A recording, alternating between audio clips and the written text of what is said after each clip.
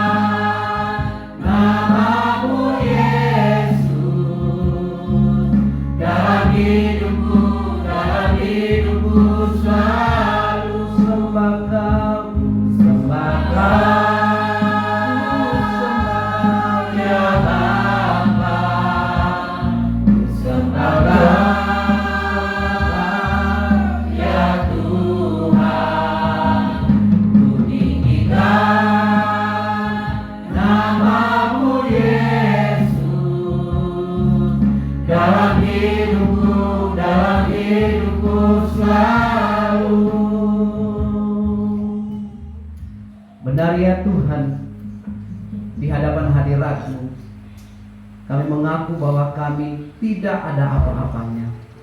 Kami orang berdosa, dan segala keangkuhan, keadaan, dan segala kondisi kami membawa diri kepada-Mu. Kami memuji-Mu, menyembah-Mu karena Engkau Allah yang peduli dan mengasihi kami. Engkau Allah yang memelihara kami, bahkan Engkau terus menjadi pendoa syafaat bagi kami. Oleh sebab itu Tuhan, kami mau belajar kebenaran firman-Mu pada saat ini. Kami mohon anugerah-Mu, kami mohon pertolongan-Mu, dan sungguh-sungguh baik yang menyampaikan maupun yang mendengar, kami sama-sama diberkati, dan tolong kami juga. Kami akan disebut berbahagia ketika kami belajar melakukannya. Demi dan melalui Tuhan kami Yesus Kristus, kami sambut firman-Mu. Amin. Silakan duduk Bapak Ibu Saudara. Ya, minta tolong penyelenggara ibadah bantu dulu. Kayaknya saya panas sekali kurasa. Enggak tahu, mungkin Bapak kebetulan enggak kali. Karena kebetulan kemarin ada dapat juga. Ini terima kasih yang main takraw, main apa kemarin? Dapat hadiah. Tapi di mana nih? Coba. Belakang.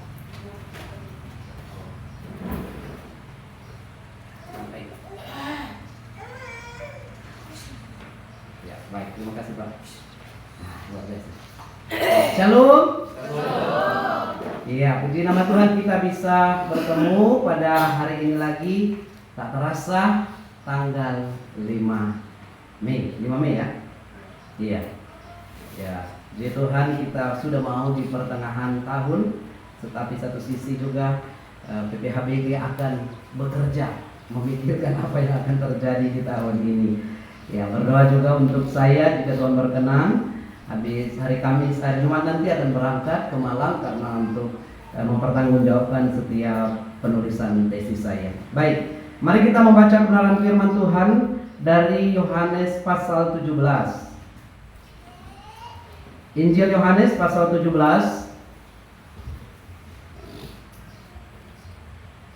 ayat yang pertama sampai ayat yang ke-11.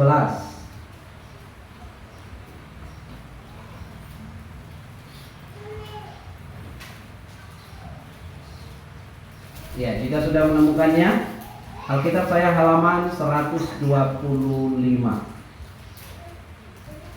Yohanes pasal 17 ayat pertama sampai ayat yang ke-11. Doa Yesus untuk murid-muridnya. Jika sudah menemukannya, kita akan membaca bagian ini bersama bergantian. Saya yang pertama, Bapak Ibu yang ke-6 dan sampai ayat yang ke-11. Demikianlah kata Yesus. Lalu ia menengadah ke langit dan berkata, Bapa, telah tiba saatnya, muliakanlah anakmu, supaya anakmu memuliakan engkau. Sama seperti engkau telah memberikan kepadanya kuasa segala hidup, demikian pula ia akan memberikan kehidupan atas semua yang engkau berikan. Inilah hidup yang kekal, yaitu bahwa mereka mengenal engkau, satu-satunya Allah yang benar, dan mengenal Yesus Kristus yang telah engkau utus. Aku telah mempermuliakan engkau di bumi dengan jalan dan kebenaran yang engkau berikan kepadaku untuk melakukannya. Sekarang ya Bapa, muliakanlah aku di hadirat-Mu sendiri, dengan kemuliaan yang kumiliki di hadirat-Mu sebelum dunia ada. Aku telah menyatakan namamu kepada semua orang yang engkau berikan kepadaku dari dunia. Mereka itu milikmu dan engkau telah memberikannya kepadaku, dan mereka telah memilikimu. Sekarang mereka tahu bahwa semua yang engkau berikan kepadaku itu berasal dari engkau.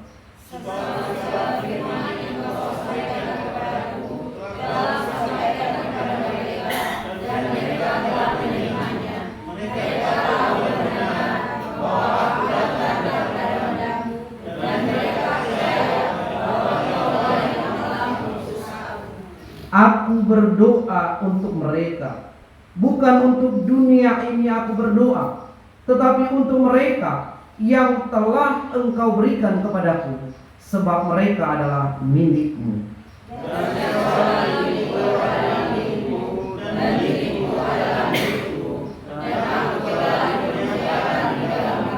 Bersama, aku tidak ada lagi di dalam dunia, tetapi mereka masih ada di dalam dunia.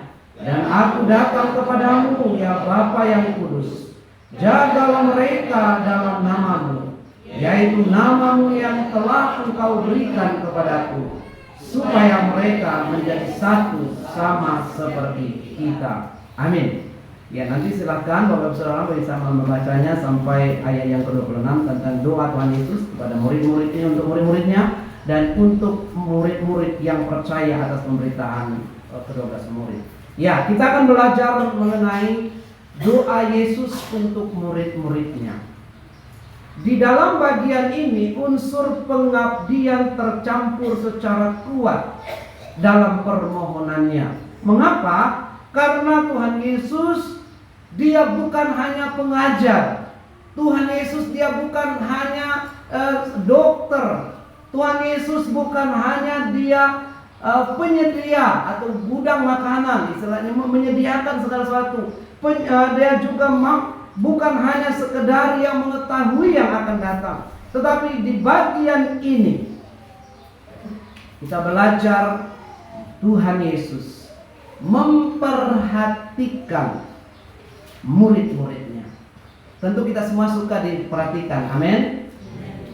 Saya juga suka diperhatikan. Maka ya, memang kita salah satu wujud dari makhluk sosial bukan lagi hanya itu sebagai sebuah komunitas, sebuah gereja, kita suka saling memperhatikan.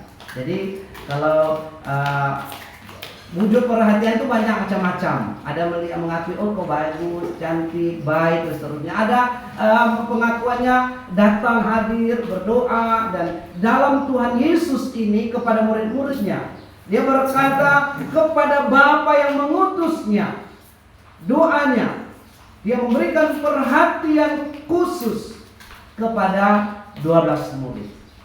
Kepada murid-murid yang dipilih. Sering dipergunakan di dalam doa Yesus. Di dalam doa ini dipakai 6 kali. Telah tiba saatnya. Mengapa?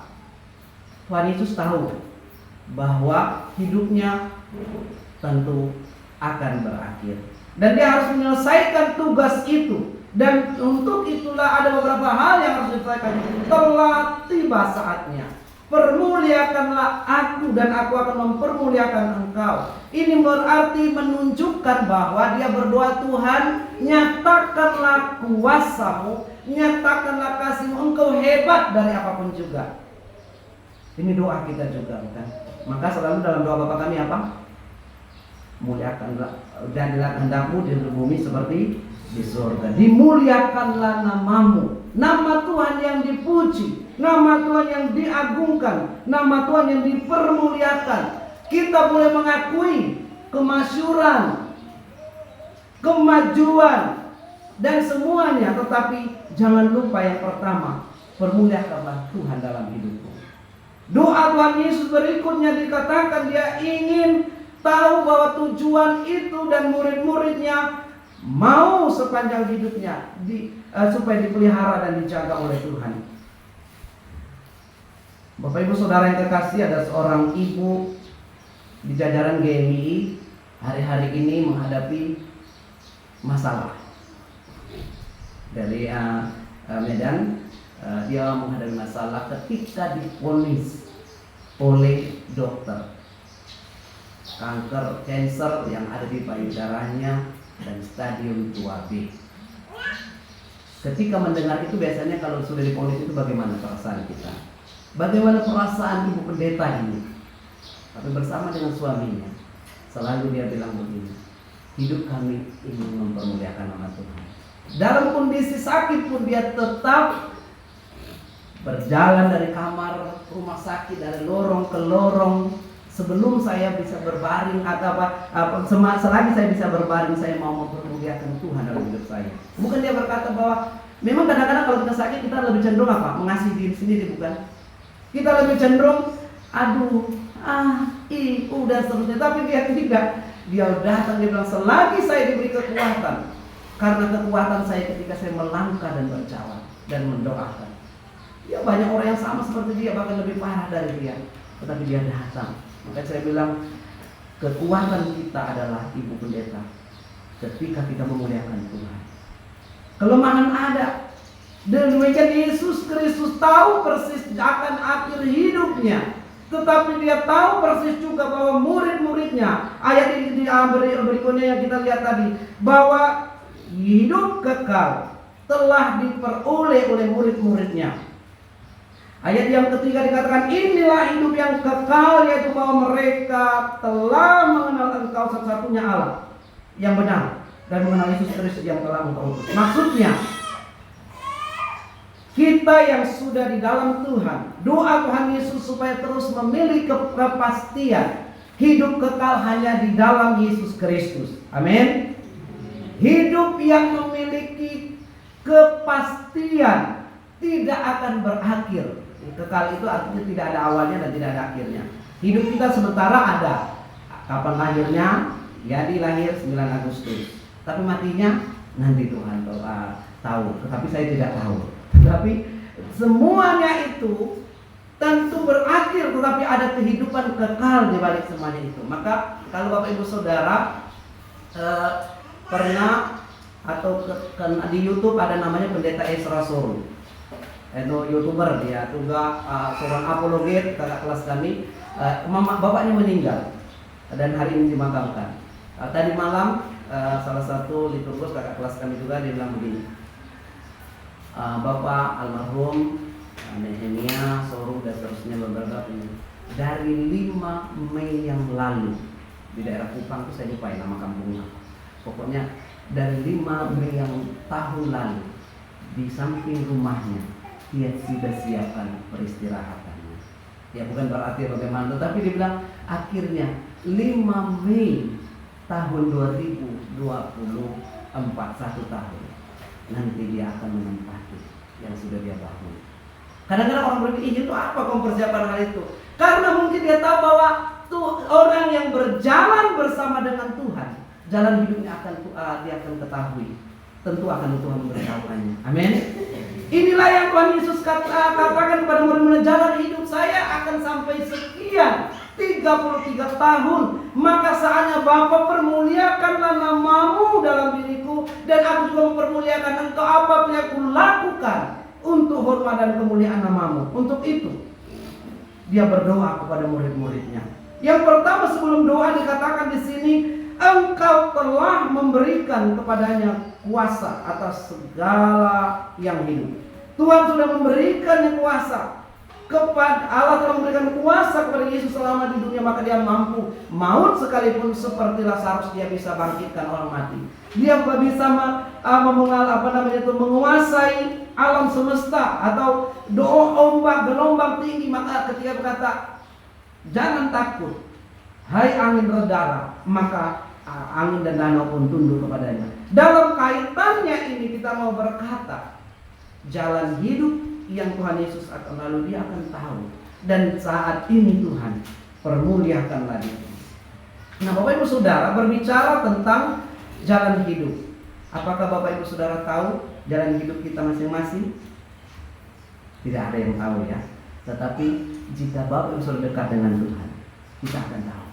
Maka ada dalam komunikasi yang disampaikan sedang cerita seperti tadi malam, saya mengikuti di Facebooknya, ibadah penghiburannya, bagaimana dikatakan orang yang dekat dengan Tuhan akan mengenal jalan-jalan Tuhan, akan berusaha melakukan yang terbaik selama dia ada, karena tujuannya kita ini hanya sementara di dunia ini. Euforia, sukacita, kebahagiaan, bonus atau apalagi segala sesuatu untuk itu sementara adanya. Jadi kita akan melihat di sini ada paling tidak 3 bagian tentang doa Tuhan Yesus. Dikatakan di sini, aku tidak ada lagi bersama dengan mereka di dunia ini. I am no longer the world. Aku tidak lama. Apakah ada yang lama tinggal di dunia? Apakah ada yang lama tinggal di Bulu Mario? Ya, bapak-bapak kita, para toko-toko, pendaratan sudah lama tinggal di sini. Tetapi dikatakan tidak akan lama, kita akan semuanya akan meninggalkan Bulu Mario ini. Bukan berarti karena ada erupsi ya, karena ada erupsi di sana itu kan kita tidak ada gunung seperti yang ada di Tagulandang. Tetapi maksudnya sementara adanya. Nah, doa Tuhan Yesus karena dia tahu dia akan meninggalkan murid-muridnya, sedangkan murid-muridnya dikatakan, aku mengutus engkau seperti domba di tengah serigala. Wih, ngeri ya kalau udah seperti ungkapan Tuhan Yesus, kita ini diutus di dalam dunia ini seperti domba di tengah serigala. Jadi setiap hari ada berusaha memangsa kita, akan berusaha mencari, menjatuhkan kita. Percaya atau tidak, dari sekian banyak orang bersama dengan kita, banyak orang yang manis kelihatannya, tetapi hatinya kita tidak tahu. Bukan juga saya mengajari bahwa, tetapi itulah kondisi yang ada di dunia. Bahkan kita diutus seperti domba di tengah-tengah serigala. Jika membaca bagian pasal 17 ini akan menemukan yang pertama, isi doanya menceritakan bahwa Yesus tidak ada lagi waktunya dari segi kehadiran fisik di dunia.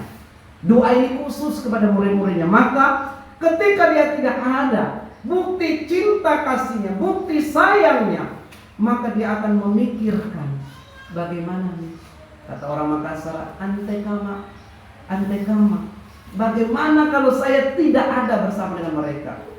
Seorang ibu, seorang ayah yang sayang kepada anak-anaknya, ketika misalnya anak-anaknya akan pergi atau dia yang akan pergi suatu saat, mungkin gak lama, misalnya ada acara di kampung atau segala macam, dan tinggalkan anak-anak di rumah, pasti berpikir orang yang normal itu, bagaimana nih anakku nanti, apa dia makan, bagaimana mencucinya, bla bla dan seterusnya. Inilah wujud perhatian. Maka dikatakan ayat yang ke-11 jelas sekali bagi kita tadi, aku tidak ada lagi di dalam dunia, tetapi mereka masih ada di dalam dunia. Waktu penulisan ini, Tuhan Yesus akan masuk ke dalam masa dia akan disalibkan. Sebelum doa perjamuan kudus itu, sebelum ditangkap, dia sudah mengatakan bahwa aku tidak akan ada bersama dengan mereka senantiasa.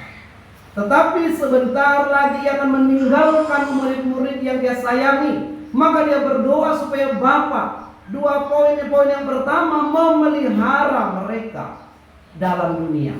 Bapak Ibu Saudara, Apa sih yang membuat kita bertahan di satu tempat? Apa yang membuat kita nyaman di suatu wilayah? Salah satunya kita bisa makan dan minum. Coba kalau nggak ada sumber makanan di sini, mungkin tidak bertahan Pak Guru, ya beberapa yang ada di sini. Walaupun awalnya Pak dikasih ya, ada jatahnya. Jatah apa? Beras, ikan asin, ya kayak gitu ya. Mungkin saya tidak tahu kira-kira transmigrasi begitu. Ya ada jatahnya, tetapi karena kita merasa pasti hidup di sini nanti, walaupun dulu air banyak dan seterusnya. Nah, tetapi yang saya maksudkan itulah doa Yesus ketika dia akan meninggalkan murid-muridnya. Aku tidak bersama. Kalau bersama dengan mereka, aku tahu kekurangan mereka.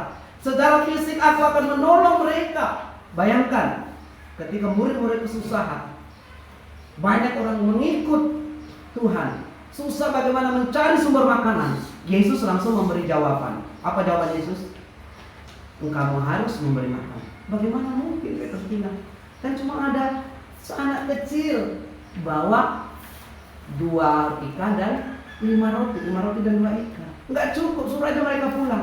Tuhan bilang, kamu harus bertanggung jawab memelihara mereka. Tuhan Yesus dalam doanya ini tahu persis bahwa murid-murid perlu mendapat pemeliharaan dari Tuhan. Maka dikatakan di sini bahwa selama dia ada di dalam dunia, dia selalu memberkati murid-murid dan selama dia akan pergi. Yang kedua, doanya menyatakan bahwa murid-murid masih ada di dalam dunia, maka Bapa yang kudus akan memelihara muridnya. Yang pertama tadi doanya dia akan pergi kepada Bapa, meninggalkan murid yang 3,5 tahun bersama-sama. Dan maka yang kedua, dia akan ketika dia akan pergi supaya Bapa yang datang, Bapa yang kudus akan memelihara murid-muridnya. Ya, sekali lagi saya bilang, kita perlu dipelihara oleh Tuhan. Selalu mendapat pemeliharaan oleh Tuhan, maka kita bisa hidup sampai hari ini. Amin. Banyak cara Allah memelihara kita. Banyak cara Tuhan menopang hidup kita. Dan banyak cara Tuhan memberkati kita. Itulah yang kita pelajari di omongan kedua ini. Tuhan Yesus pun tidak pernah menyia-nyiakan umatnya. Maka pelajaran bagi kita sebagai umat Tuhan, mari kita juga jangan pernah menyia-nyiakan sesama umat Tuhan. Mari kita saling pelihara satu sama lain, karena itulah bagian hidup kita. Nah, maka dikatakan Yesus memohon agar Bapa yang kudus memberikan pemeliharaan kepada para murid-muridnya. Allah Bapa melanjutkan tugas pemberitaan ketika mereka menyampaikan berita Injil dan sukacita. Pembentuk pemeliharaan Allah hadir menguatkan mereka. Bentuk pemeliharaan Allah ketika mereka tidak berdaya, ketika mereka hilang harapan, ketika mereka mau kembali. Aku masih seperti yang dulu. Apa yang masih dahulu? Petrus rupanya dan saudara-saudaranya ketika Tuhan Yesus tidak ada pegangan hidup. Dan akhirnya kita kembali lagi ke danau. Ke pekerjaan kita yang lalu kan danau. Pada Tuhan Yesus bilang, pergilah, beritakanlah Injil, ajarkanlah, baptislah dan seterusnya, amanat agung Matius 28. Tetapi apa yang mereka lakukan? Kalau bukan dipelihara Tuhan, pasti mereka akan tidak mampu bertahan. Buktinya, semalam-malaman dikatakan apa? Dikatakan semalam-malaman Petrus dengan murid-muridnya apa? Menebar jala di danau, kembali kepada pekerjaan lamanya. Tetapi apakah di sini kita belajar sebagai umat Tuhan? Apakah pengalaman menjawab segala sesuatunya? Tidak. Yang menjawabnya adalah di mana ada Tuhan, di situ ada pemeliharaannya. Amin. Sepanjang malam Tuhan kami sudah melakukannya. Kami sudah menebar jala, kami bahkan sudah pegal capek, kata Petrus bahasa sehari-hari. Maka doa Tuhan Yesus, karena dia tahu persis murid-muridnya masih galau.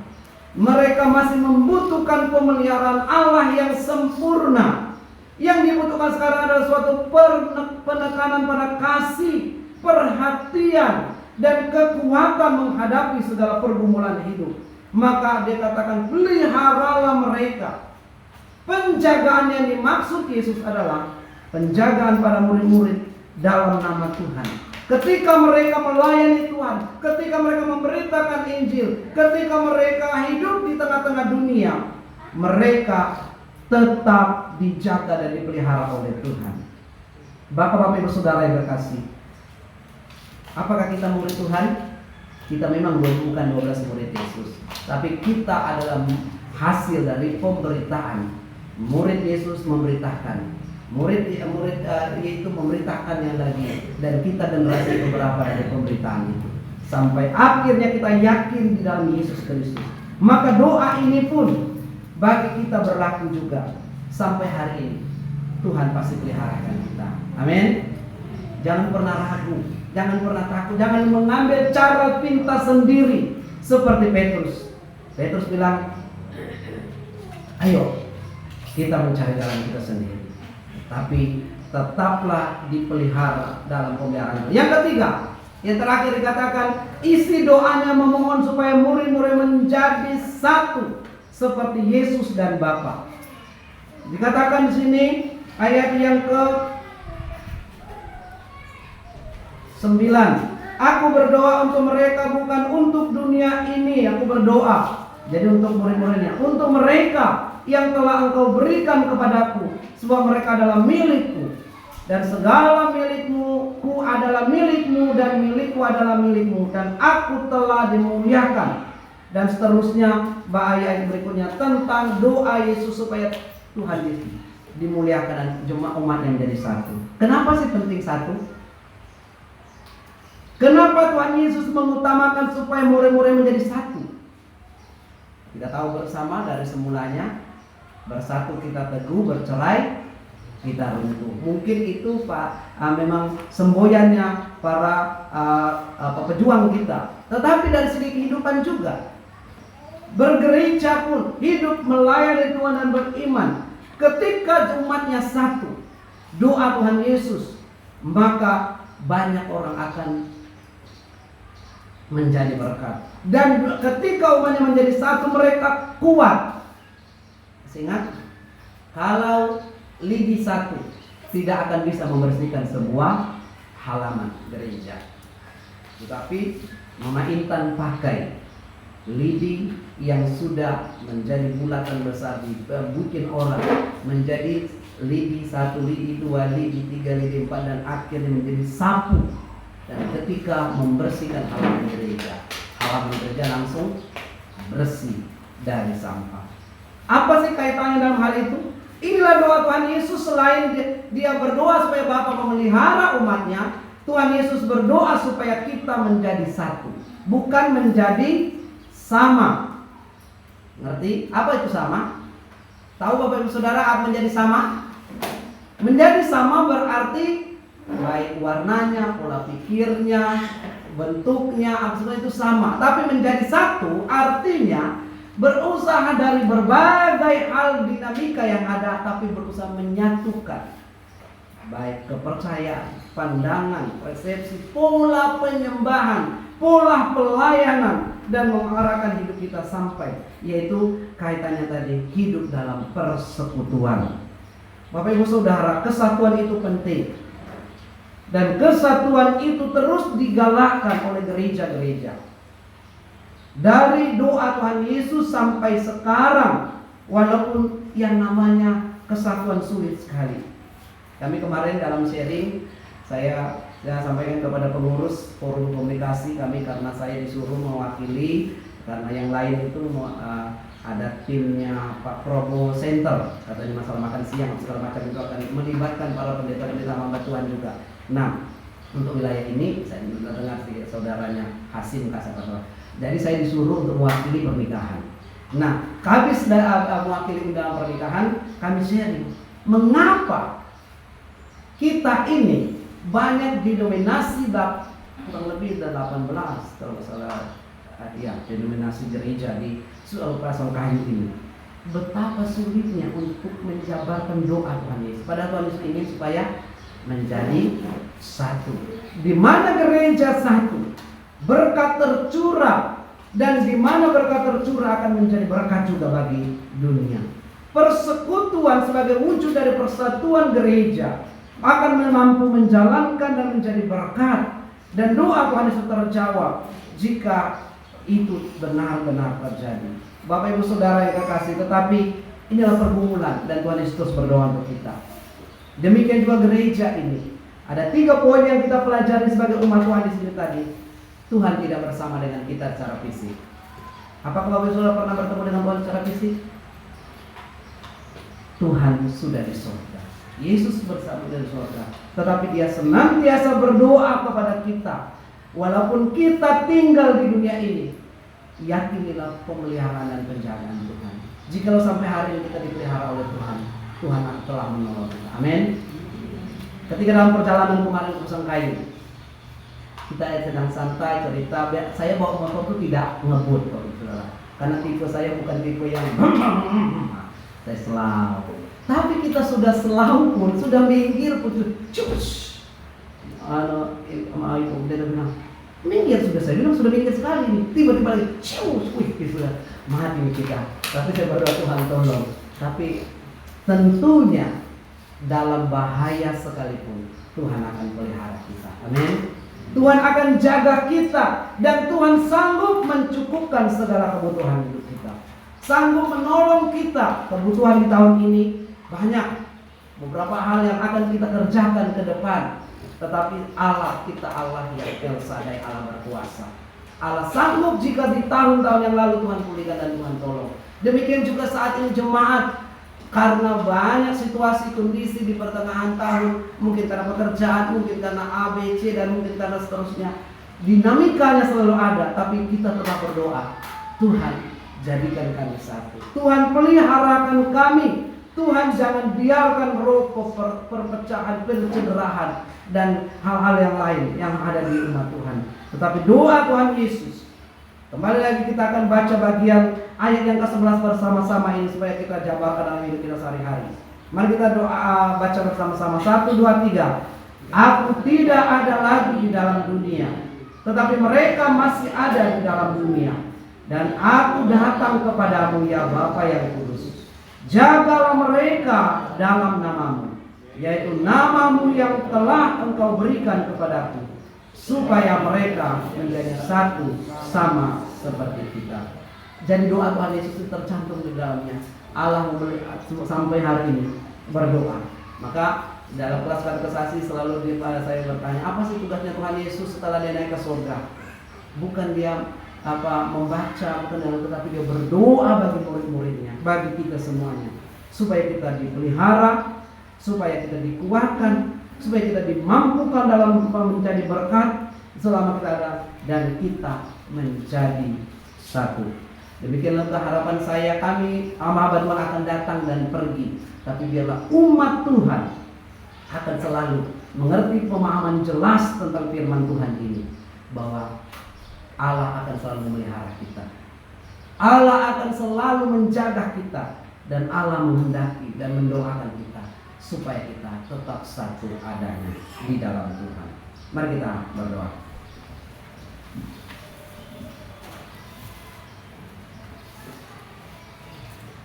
Ketika kami merenungkan doa yang disampaikan oleh Tuhan Yesus bagi murid-muridnya dalam konteks ini, Tuhan,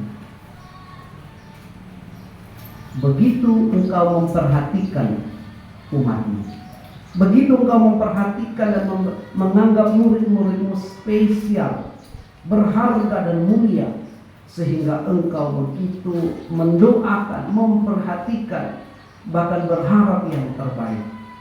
Tuhan, dan sebagai aplikasinya kami di tengah-tengah jemaat, biarlah kami sebagai umat-Mu, kami yang masih tinggal di dunia ini, agar kami tetap memuliakan nama-Mu dalam perkataan kami, dalam pikiran kami, dalam tingkah laku kami, dalam segala pekerjaan kami. Kami ingin memuliakan Engkau.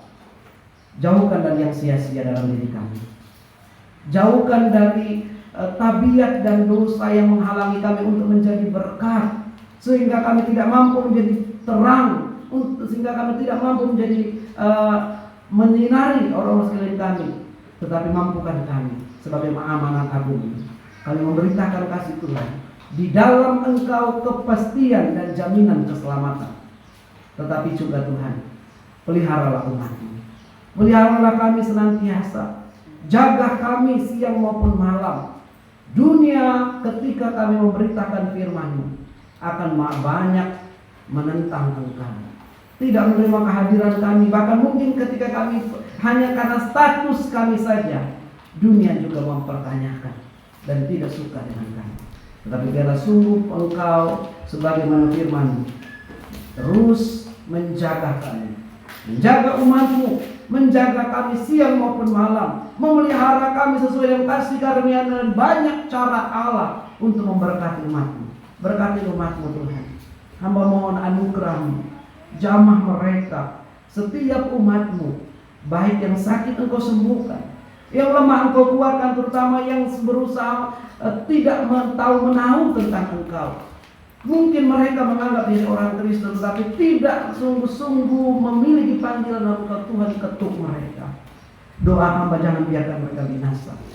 Doa hamba supaya mereka mengenal Engkau, dan pakailah kami sebagai keluarga, sebagai jemaat, sebagai rekan untuk mengingatkan satu sama lain. Doamu juga ya Tuhan, supaya kami menjadi satu persekutuan di dalam Engkau, saling menopang, saling memelihara, saling mendoakan. Doamu juga supaya kami sebagai umat Tuhan menjadi berkat. Dan selama kehadiran kami, tentu banyak perbedaan, banyak tantangan, banyak persoalan yang kami hadapi untuk menjadi satu. Tetapi Tuhan, doa kami dan doamu juga itu, tolong kami untuk merendahkan diri kami, bukan untuk hal yang ego kami, mencari kepentingan masing-masing, tapi mencari kepentingan bersama. Dalam urusan bergereja, satukan kami untuk hidup bersekutu dengan Engkau, untuk dewasa di dalam kasih, dewasa di dalam iman, dewasa di dalam persekutuan, dewasa dalam pengorbanan, dewasa di dalam kesucian hidup. Itulah panggilan kami, dan kami mau dibangun di atas yang kuat, yaitu firman. Terima kasih Tuhan, doa yang sudah kami pelajari, Engkau begitu peduli dan mengasihi murid-murid. Tapi kami percaya juga Engkau mengasihi kami sampai di akhir zaman ini. Baik kami tetap menjadi murid-murid yang setia, dipelihara dan ditolong oleh Tuhan. Kami bersyukur untuk kebenaran firman. Di dalam nama Tuhan Yesus kami mengakhirinya. Haleluya. Amin. Silakan oleh saudara semua.